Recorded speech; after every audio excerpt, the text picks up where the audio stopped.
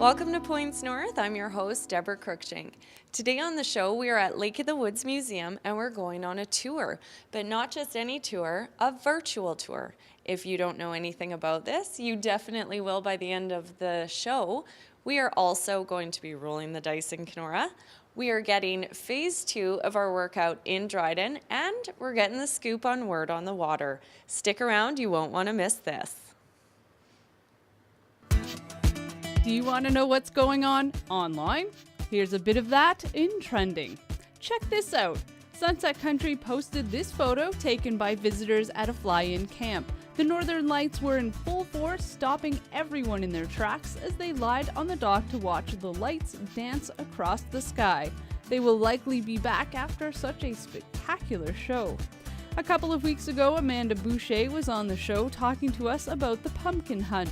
Here's a snapshot posted on the Points North Facebook page of some happy hunters with pumpkins ready to carve for Halloween. Points North received a note from former Kenora resident Lorraine Cron, now living in BC, who saw our Doors Open show last week, which reminded her of a stay with her husband at the Kendall House. She writes, "We enjoyed a lovely breakfast and conversation with the two fellows who own the Kendall House, as well as a tour of the house. Would love to go back. Anyway, it's nice to see what's up in Kenora." Thanks, Lorraine.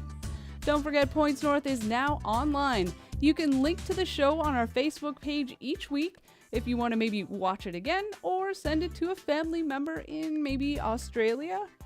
That's what's trending in Northwestern Ontario this week. Our first story is to follow up the consideration of having a casino in Kenora. It is being allowed, but there are some reservations. Shelley Bujold and Tracy Shire have this story for you.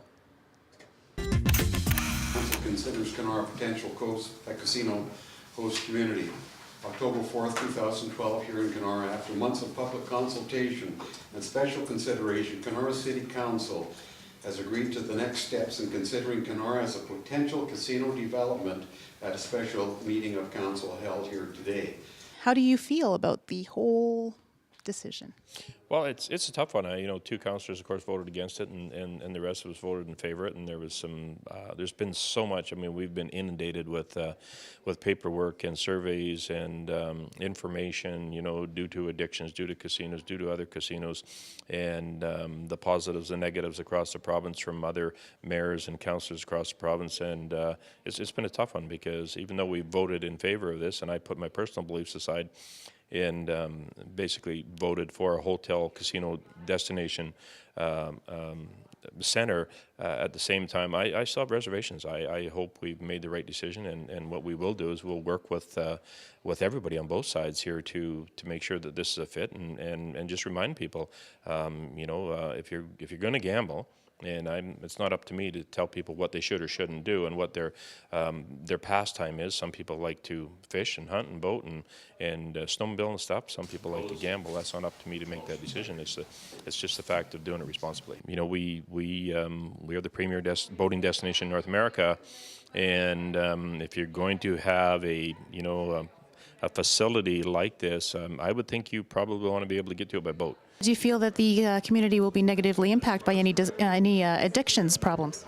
Oh, I have no doubt in my mind there's going to be negative impacts, yes, for sure. I voted in favor of the resolution. I truly believe it is an economic opportunity for our city. We lost a lot of our resources when the mill closed, when Kenora Forest Products closed, and now this is an opportunity to bring in some revenue to the city. But just to be clear, I am in favor of a destination casino with a conference center or convention center attached to it. Okay, Council, all in favor of resolution number 3? Opposed? Motion's carried. If you joined us last weekend at Doors Open, we were in the parlor at the Kendall House, and today we're in the parlor at the Lake of the Woods Museum, and we are joined by Museum Director Laurie Nelson. And Laurie, This little gadget right here has actually changed the way that you guys do tours around here. Tell us a little bit about this award-winning gadget. Sure. It's we call it our mobile tour. It's based on an iPad, as you can see, and what it allows visitors to do is tour through the museum and have an audio-visual commentary. So each of our cases have a number. You can click on to the case. It will provide some commentary as well as a visual about what's in the case. And in addition to that, there are different levels of information that you can gain using this that we normally wouldn't have included in our exhibit guidebook. So for instance, if you have an interest in the jingle dresses that we have on display, there's some commentary about it. Then we have a video interview with Elder Ida Skeed talking about her first jingle dress, the origin of the jingle dress on Lake of the Woods. We have a slideshow of modern day jingle dresses that are on the powwow circuit now. And so with a lot of the cases, it allows you to delve a little bit deeper into the content in the cases. So it gives people greater access to the collection and also provides a link to our modern, life today.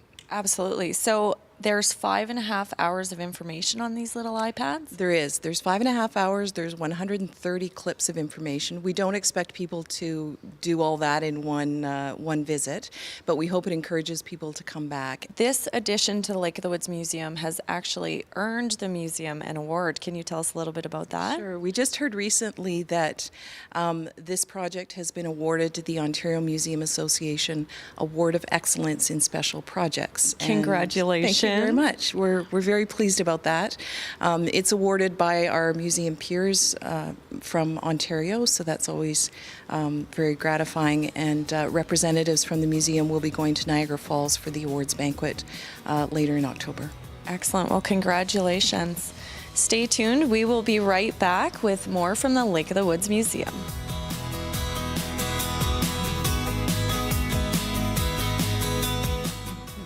Welcome back. We are standing at the Grace Ann 2 exhibit at the Lake of the Woods Museum, and Lori's going to give us a little bit of a rundown on how this unique feature, the iPad tour, has really added to the elements at the museum here. So Lori, first of all, how significant is the Grace Ann to this area, and how do we access more information on the iPads? Sure. Well, as you can see, the Grace Ann is a beautiful boat. It was one of the last ditch burns built in Canada, and if you know anything about boats, you know how important the Ditch Burn Boat Building Company was to our boat building heritage. This particular boat was built for John and Grace Ann Forlong in 1931. It's been on the lake ever since then, and is certainly one of the most beautiful boats that this lake has ever seen. So it does hold a very special place for people that live in Kenora. They see it, they continue to see it on the lake. What we've done with the iPad tour is we've given some commentary about the actual painting that we have, which was done by Canadian artist Michael French, and then a history of the Grace Ann 2, which is sort of a slideshow of outlining its ownership, its beginnings with the Forlong family. And then A Day in the Life is an interview with the manager of the Grace Ann 2, Brad Dirksen, and he talks about what it would be like to cruise on the Grace Ann today. There's current photographs overlapped with that. And then we've done a video tour. We worked with Wayne Kelso Productions to do most of our production work, and he did a video tour, was led on a tour around the Grace Ann, the interior of the boat, with Captain Patrick Howard. And when you click on this video tour, it takes you to different parts of the boat, and we'll just click on one and you'll get Patrick talking about that part of the boat.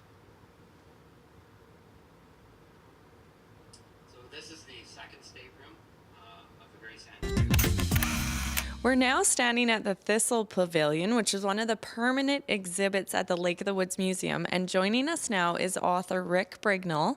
And Rick's actually written 2 books on the thistles, and he's also the chair of Word on the Water. So Rick, tell us, and for any of the viewers who don't know, what is Word on the Water? Word on the Water is the preeminent writers festival, literary festival in Northwestern Ontario. We're in our 3rd year, and it's a festival not only for writers of the region, but it's something that readers can come to. That's why it's called Literary Festival. Readers can come to it and get the backstory. You know, we all see books in the bookstore, we all read books, and this is one way that readers can come in contact with the writers and kind of hear the backstory of how books are created, how the story's created. So it's a fun weekend for readers and writers.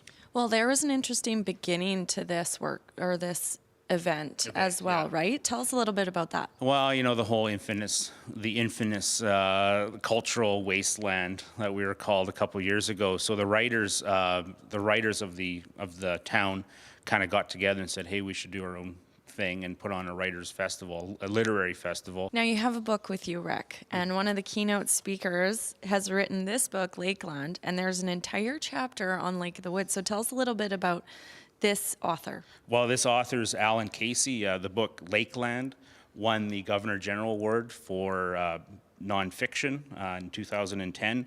And what makes this, it's kind of an ode to freshwater lakes across Canada. And you can't have a book like this without covering Lake of the Woods, because we're probably one of the most famous lakes in Canada. So there's a whole chapter on it. And Alan's coming all the way from Saskatoon to attend our event. It's going to be kind of a dinner with a keynote afterwards, and it's going to be a lot of fun. He's really excited to come here to talk about Lake of the Woods. Great experiences when he was here, interesting people, and so he's going to talk about his experiences with the book, but also he might get into some of the issues surrounding fresh water in Canada, and I think we're kind of in a hot spot with that around here with ELA, with issues like that. So it could prove to be interesting. Absolutely. Well, tell us how and when, how we can get tickets and when this event is happening. You can get tickets off our website at wordonthewater.ca. I didn't say the www. That's an easy one. But you can get off there. We're going to have look for posters around town for ticket locations. We have a weekend pass that includes the main event dinner.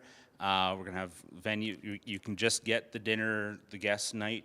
We also have tickets available at the door, and our event starts October 19th, the night of October 19th, which is the Friday, and it'll be happening all day Saturday from 10 to 5. One of the great parts, if you don't want, because it's a pay event, but we do have a whole room devoted to people, just a free room, people doing readings, and a whole book market that people can buy books. So you can buy tickets around town, look for locations, or at the event. Excellent. Well, thanks for joining us today, Rick. Oh, you're welcome. The Lake of the Woods Museum is currently undergoing a community project that is sort of propelled into about a 2-year plan now. Lori, do you want to tell us a little bit about that one? Sure. We're partnering with the Kenora Public Library and the local genealogy group in doing research on the men that were killed in action during World War I. It's the goal is at the end of it there will be an exhibit here at the museum in 2014 in recognition of the 100 years since the beginning of World War I. It's a great community project in which volunteers have been involved in doing the research, and we're also looking for more information. So we're asking families that had family members who died in the First World War to contact us at the museum if they have information, if they have photographs. We'd really appreciate including that in the research that's already been done. Excellent. Well, we'll be right back, and when we come back, we'll be talking about a musician from Winnipeg who's balancing 2 careers.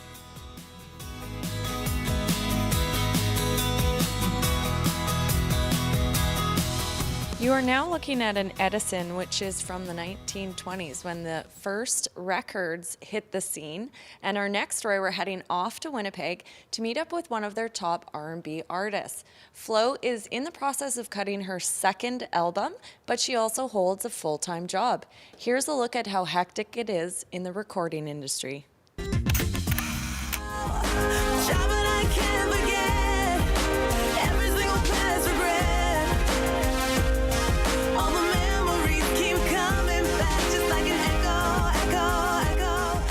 By night, she is known simply as Flo, one of Winnipeg's top R&B artists. Morning. By day, she's a physiotherapist at Victoria General Hospital. For close to 10 years, Flo has been helping others get back on their feet. But music really, it grabbed a hold of me, and it found its way of showing me that that's my destiny. Music and physiotherapy may be worlds apart, but Flo has found a common thread between the two that makes it all work. People, I find, whether it be with singing music or working at the hospital and being in contact with people, just finding a way to really touch their hearts, their minds, and their souls, and just connecting with them. Hi, I'm just calling to ask about a patient in room 214. How has he been doing this morning? The most successful people are the ones who leave a lasting impression on those that they work with or interact with. So relationships and building those relationships and connections with whether it be patients or people in the audience who come to see my shows, connecting with them. So that's where I see the parallels in both fields. Oh, for sure. He's, I'm going to actually contact him today to see if it's ready for me to take a look at. Flo is reaching out and touching people with her music once more. She's working on the release of her second album, Pieces of Me, with producer Aaron Chaturvedi.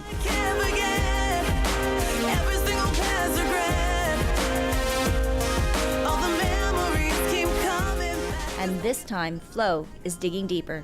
I wanted it to represent a slightly different side of me. I wanted more upbeat songs, more up-tempo songs, because that's a huge chunk of who I am. I love to groove. I love to dance.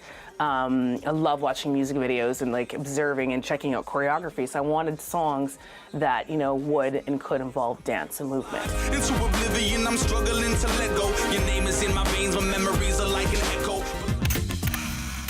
We're back at the Lake of the Woods Museum, and we're always very impressed with all of the really cool exhibits that go on here at the museum. And we're joined with Braden Murray, who's the museum educator. Thanks for joining us, Braden. Thanks for having me. So Braden's going to give us the lowdown on the new exhibit coming up, which is very exciting, and maybe some other events to close out the year. Mm-hmm. Well, it's starting on October 10th, and it's called Arresting Images, and it's a series of 100 mugshots from the OPP Museum in Southern Ontario. Now, it spans from 1886 until 1908, and there's 100 different shots, and it shows kind of the whole gamut of all these different kind of social issues and different crimes that were going on at the time. So is there an explanation of what these criminals were up to with their mugshots? Absolutely, absolutely. People accused of murder and people accused of horse thievery, grand theft horse, I suppose, and people who were accused of things that we would not even really see as crimes today, like eloping or that sort of thing. It's pretty interesting. Well, what other exhibits and activities, events are going on in the museum to close out the year? Well, our exhibit Arresting Images ends on November 15th, and then on November 29th we are actually having the Festival of Trees here. So November 29th until December 1st, we'll be running the Festival of Trees. And it's extremely beautiful in here in the holiday season. So thanks, Braden, for joining us today. And we will be right back with more from the Lake of the Woods Museum.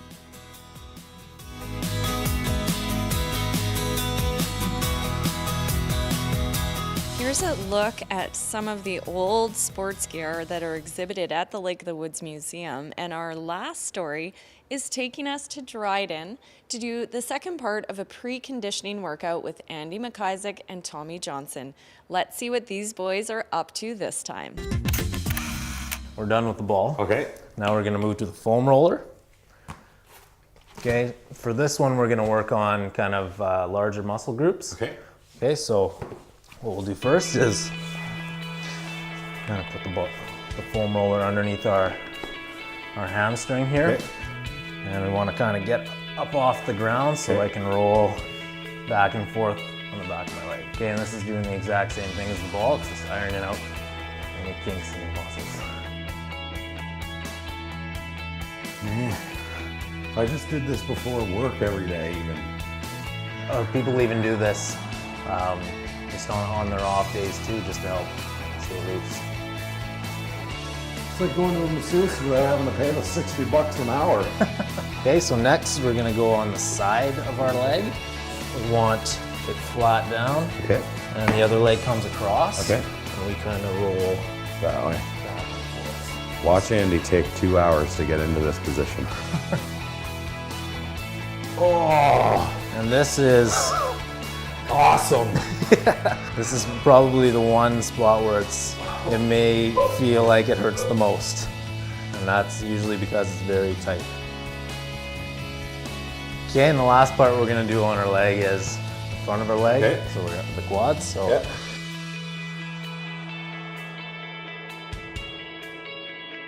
Yeah, okay, that's enough. Working out, I mean stretching. This is Star Factory Fitness. This is just the warm-up. Okay, so now we're gonna do the lower back. Okay. Okay, so this is one that everyone should get loosened up before a workout because this is probably the most often injured place. How do I look? You're doing a good job, Ed. Okay. Connor's like, I think we should have got someone who's more in shape to do this segment. Connor Doherty, Star Factory Fitness. How can we find you online? You can go to my website, Okay. and it's starfactoryfitness.com. And if you put your name and email into the side little opt-in form on the right-hand side of the website, then you'll get weekly email and newsletter updates on how to stay in shape. Perfect. Connor Doherty, Star Factory Fitness. Go Dryden.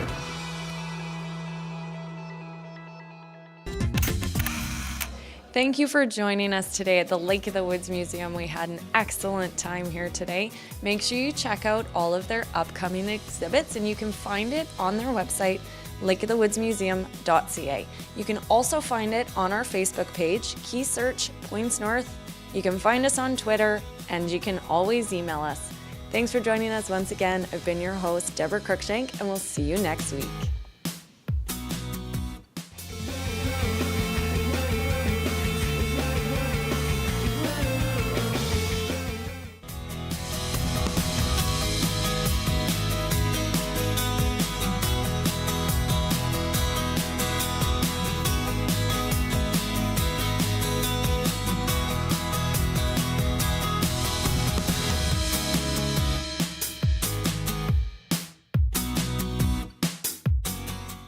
This season we've got lots of big walleyes, we've got big cats on the Red River, smallmouths, pike, muskie, you name it, you're gonna see it. We're gonna show you how to catch them and have lots of fun doing it. This is so awesome, dude.